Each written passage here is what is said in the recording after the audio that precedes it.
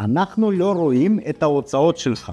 קיבלת יחד עם המדריך של המורשה רשימה מלאה של ההוצאות. עברת על הרשימה? למי זמן לרשימות האלה? בלי קשר, רואה חשבון טוב, צריך לדעת איך להתחמק ממיסים. רואה חשבון טוב יודע איך למקסם את הטבות המס במסגרת החוק. להתחמק מהמיסים זו דרך קצרה לביקורת מס הכנסה.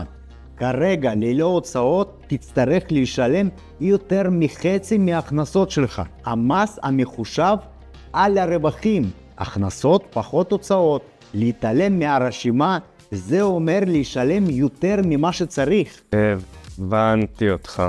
אז מה אני צריך לעשות בעצם? כדי להקטין את הנטל המס, חשוב שתקפיד לשלוח לנו מסמכי הוצאות וחשבונית מס, הוצאות המשמשות את העסק לטובת ייצור הכנסה, ומסמך צריך להיות לכבוד העסק שלך. והכי חשוב, הסוג ההוצאות צריך להיות מוכר על ידי רשות המיסים. האמת שאני זוכר שראיתי את המילה הוצאות במדריך. מוזר שלא שמתי לב לזה קודם.